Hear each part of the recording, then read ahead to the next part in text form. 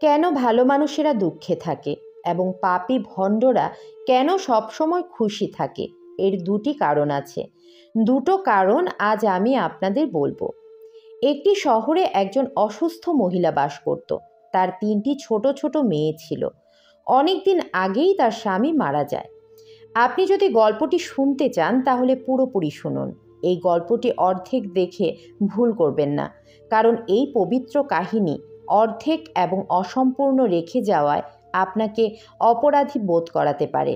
তাই গল্পটি সম্পূর্ণ শুনুন। আপনি যদি শিবের ভক্ত হন তবে ভোলানাথকে কখনো অসম্মান করবেন না। ছোট 3 মেয়েকে মানুষ করার ভার সেই বেচারা অসুস্থ মহিলার উপর পড়ল। সেই বিধবা 3 সন্তান নিয়ে কোথায় যাবে বুঝতে পারছিল না। এমনকি অসুস্থ থাকায় কোনো কাজও করার ক্ষমতা ছিল না। আবার সমাজের উল্টোপাল্টা কথা, দরিদ্র অসহায় মহিলার সহায়তা করার কেউ ছিল না। স্বামীর কথা মনে করে সেসব মেয়েদের দেখাশোনা করছিল। স্বামীর দুঃখে আরও অসুস্থ হয়ে পড়েন। কিভাবে তাদের লালন পালন করা হবে এই কথা ভাবতে ভাবতে একদিন তার স্বাস্থ্যের অবনতি হয় এবং তার শেষ সময়ও ঘনিয়ে আসে। ধর্মরাজের একজন দূত সেই বিধবা মহিলার জীবন নিতে পৃথিবীতে আসেন, কিন্তু সেখানকার দৃশ্য দেখে তিনি বিভ্রান্ত হন। তিনি দেখেন যে মহিলাটি মাটিতে পড়ে আছে এবং তাকে সাহায্য করার মতো কেউ নেই। শুধু তার 3 মেয়ে তার উপর মাথা রেখে শুয়ে আছে এবং কাঁদছে। এটা দেখে তার করুণা হলো এবং সেই মেয়েরা কাঁদতে কাঁদতে তার মাকে জাগাচ্ছে। তখন দূত ভাবলেন যে তার বাবা ইতিমধ্যেই মারা গিয়েছেন। আমি যদি এই মহিলার জীবন নেই তাহলে এই মেয়েরা কার ওপর ভরসা করবে? কে তাদের দেখভাল করবে? এই ভেবে দেবদূত সেই মহিলার প্রাণ না নিয়ে ফিরে আসেন। ধর্মরাজ বলে, তুমি ওই মহিলার প্রাণ নিতে গিয়েছিলে, তাহলে খালি হাতে এলে কিভাবে? তখন দেবদূত বললেন, হে প্রভু, আমার ভুলগুলো ক্ষমা করুন। আমি চাইলেও সেই মহিলার জীবন আনতে পারিনি। যদি আমার জায়গায় থাকতেন তাহলে হয়তো আপনিও খালি হাতেই ফিরতেন। আমি সেই মহিলার কন্যাদের দুঃখ দেখতে পারিনি। তারা কাঁদছিল এবং তাদের মাকে জাগাচ্ছিল। সেখানে তাদের দেখার আর কেউ ছিল না। আমি যদি সেই মহিলাকে নিয়ে আসতাম তাহলে কে সেই মেয়েদের দেখাশোনা করত? কে তাদের দেখভাল করত? পৃথিবীর মানুষ এতটাই স্বার্থপর হয়ে গেছে, বিনা কারণে কেউ কারো পাশে এসে দাঁড়ায় না। যদি কেউ সাহায্যও করে তাহলে সে প্রতিদান আশা করে বা সারা জীবন নিজের অহংকারে তাদের পায়ের নিচে রাখতে চান।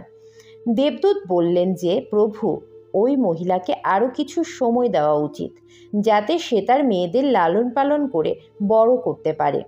দেবদূতের কথা শুনে ধর্মরাজ তাকে ধমক দিয়ে বললেন, আরে মূর্খ, ঈশ্বরের বানানো এই সৃষ্টিতে না কেউ এক মুহূর্তও কমাতে পারে, না কেউ বাড়াতে পারে। সময়ের আগে তাকে কেউ জীবন দিতেও পারে না এবং তাকে অকালে হত্যাও করতে পারে না। ঈশ্বর যা করেন তিনি সবার মঙ্গলের জন্যই করেন। তুমি কে সৃষ্টিকর্তার নিয়ম পরিবর্তন করার? তুমি সেই মহিলাকে না এনে ঈশ্বরের নিয়ম লঙ্ঘন করেছ। তুমি বড় অপরাধ করেছ, তাই তোমাকে এর পরিণতি ভোগ করতেই হবে। যে পৃথিবীর মানুষের জন্য তোমার স্নেহ মায়া মমতা আছে, সেই পৃথিবীতে মানুষ হয়ে তুমি তোমার পাপ বহন করবে। দেবদূত বললেন, হে প্রভু, কিভাবে আমি পৃথিবী থেকে রক্ষা পাব? ধর্মরাজ বললেন, পৃথিবীতে যাওয়ার পর তুমি তোমার মুখটা দেখে 3 বার হাসবে, সেই সময়েই কেবল তুমি উদ্ধার পাবে। এই বলে ধর্মরাজ সেই দেবদূতকে পৃথিবী লোকে পাঠিয়ে দিল। দেবদূত মানুষ হয়ে পৃথিবীতে এলো। তার শরীরে কোনো কাপড় ছিল না। পৃথিবী লোকে একটা নিয়ম যে একজন মানুষ যখন জন্ম নেয় সে সময় উলঙ্গ অবস্থাতেই জন্ম নেন। দেবদূত তখনও জন্ম নেয়নি, কিন্তু সে রাস্তার পাশে উলঙ্গ অবস্থায় শুয়েছিল, ঠান্ডায় কাঁপছিল। সেই সময় সেখান দিয়ে একজন মুচি যাচ্ছিল। ওই মুচি তার বাচ্চার জন্য শীতের পোশাক কিনতে যাচ্ছিল। পথের মধ্যে এক উলঙ্গ লোককে ঠান্ডায় কাঁপতে দেখে মুচির করুণা হলো। তিনি তার সন্তানের জন্য তো কাপড় কিনলেনই না, উল্টে ওই দেবদূতের জন্য কাপড় এবং কম্বল কিনলেন আর ওই কাপড় এনে দেবদূতকে দিলেন। দেবদূত বললেন, ভাই, আপনি আমাকে কাপড় দিয়ে অনেক বড় উপকার করেছেন। কিন্তু আমাকে কাপড় দিয়ে তো আপনি আমাকে ঠান্ডা থেকে রক্ষা করলেন, কিন্তু আমার না তো কোনো ঘর আছে, না তো কোনো পরিবার, খাবার কোথায় পাবো তা আমি জানি না। তখন মুচি বলল, হে ভাই, আমার বাড়িতে চলুন, আমি আপনার যাবতীয় খরচ তুলে নেব। এবং সেই মুচি দেবদূতকে নিয়ে বাড়িতে পৌঁছে গেল। ওপাশে মুচির স্ত্রী দেখলেন তার স্বামী তো বাচ্চার জন্য কাপড় আনতে গিয়েছিল, তিনি কোনো জামা কাপড় নিয়ে আসেননি, উল্টে একজনকে বাড়িতে ডেকে এনেছে। স্ত্রী তার স্বামীর সাথে ঝগড়া শুরু করে এবং তাকে গালিগালাজ করতে থাকে। এটা দেখে দেবদূত উচ্চস্বরে হেসে উঠলেন। মুচি জিজ্ঞাসা করল, আরে ভাই, হাসছেন কেন? কি এমন দেখলেন যে হাসছেন? তখন দেবদূত বললেন, ভাই, আমার এই হাসির রহস্য আমি আপনাকে বলতে পারবো না, সময় হলে তখন আমি নিজেই জানাবো। দেবদূত মুচির বাড়িতে থাকতে শুরু করে এবং কিছুদিনের মধ্যেই মুচির সমস্ত কাজ শিখে যায় দেবদূত। দেবদূতের তৈরি জুতো ও চপ্পল ভালোই বিক্রি হচ্ছিল। কিছুদিনের মধ্যেই মুচি ধনী হয়ে গেল এবং তার জুতো বহু দূর পর্যন্ত বিখ্যাত হয়ে গিয়েছিল। যখন থেকে দেবদূত তার বাড়িতে এসেছিল তখন থেকেই তার ভাগ্য উজ্জ্বল হয়ে গিয়েছিল। টাকার কোনো অভাব ছিল না, সব কিছু ঠিকঠাক চলতে লাগলো। একদিন ঘটল একটা ঘটনা। রাজার এক সৈন্য চামড়া নিয়ে মুচির কাছে এলো এবং বললেন, দেখো, আমাদের রাজা এই চামড়ারই জুতো পরতে চান। এই চামড়া খুবই মূল্যবান, তাই একজোড়া জুতো সঠিকভাবে প্রস্তুত করো। এই চামড়া যেন একটুও নষ্ট না হয়। এই কথাটা ভালোভাবে মাথায় রাখো যে এই চামড়া দিয়ে শুধুমাত্র জুতোই বানাবে, ভুল করেও তার চপ্পল তৈরি করবে না। এই বলে রাজার সৈন্য চামড়া দিয়ে চলে গেল। অন্যদিকে মুচিও দেবদূতকে বুঝিয়ে বলল, দেখো, এটা রাজার কথা, এতে যেন কোনো ভুল না হয়। চামড়াও কম আছে, তাই চামড়া যেন নষ্ট না হয়। জুতোর কথা যদি বলে থাকে তাহলে জুতোই বানাতে হবে। যদি চপ্পল তৈরি করা হয় তাহলে ওই রাজা আমাদের জটিল থেকে জটিলতর শাস্তি দেবে। মুচি এত বোঝানোর পরেও দেবদূত চামড়ার চপ্পলই তৈরি করলো। চপ্পল দেখে মুচি রেগে গেল, দেবদূতকে বকাঝকা করতে লাগলো, এমনকি লাঠি দিয়ে তাকে মারতেও ছুটে যায়।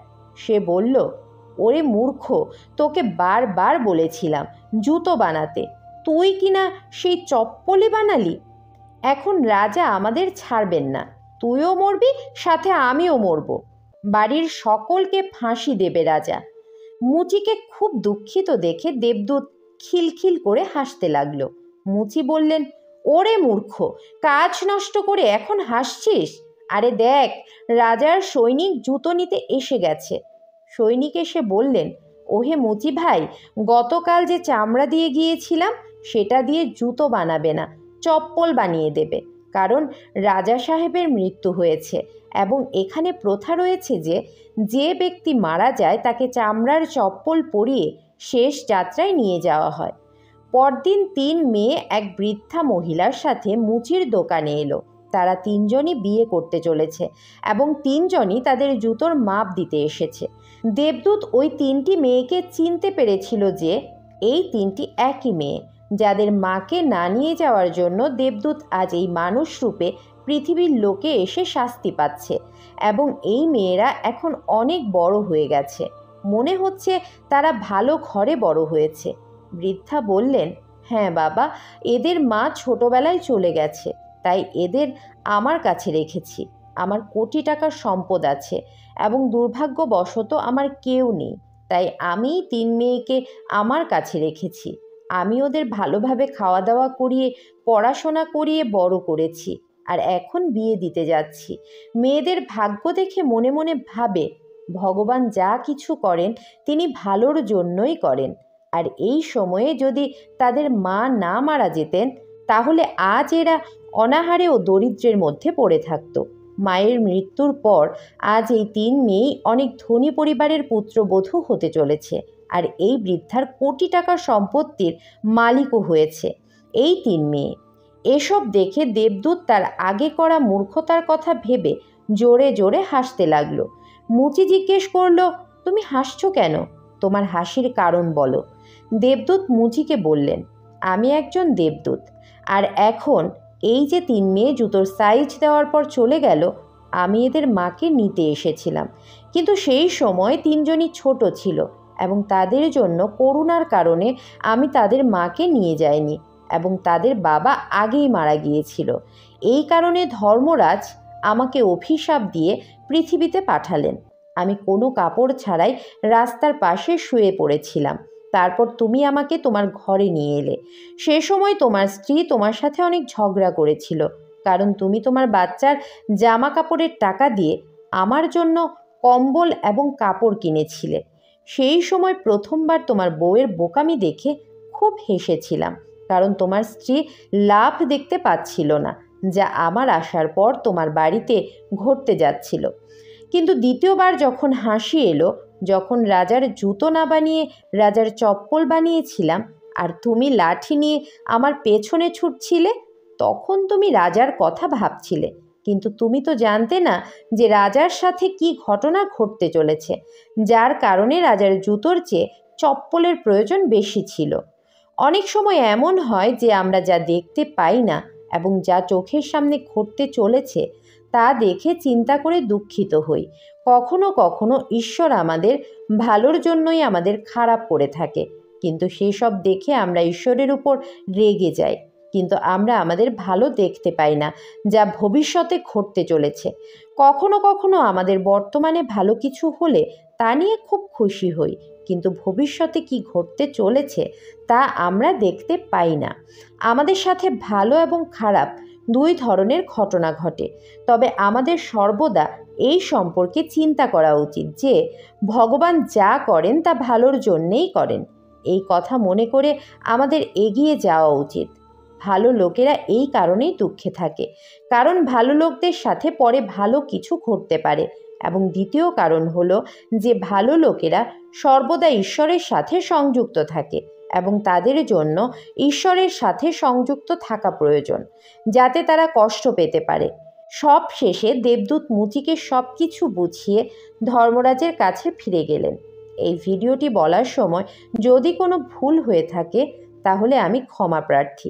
আশা করি আপনাদের সবার এই ভিডিওটি ভালো লেগেছে। ভিডিওটি যদি ভালো লেগে থাকে তাহলে অবশ্যই একটি লাইক দিন।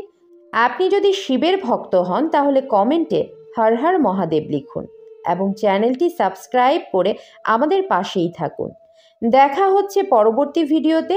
আপনারা সবাই ভালো থাকবেন, সুস্থ থাকবেন। জয় শ্রীকৃষ্ণ। রাধে রাধে।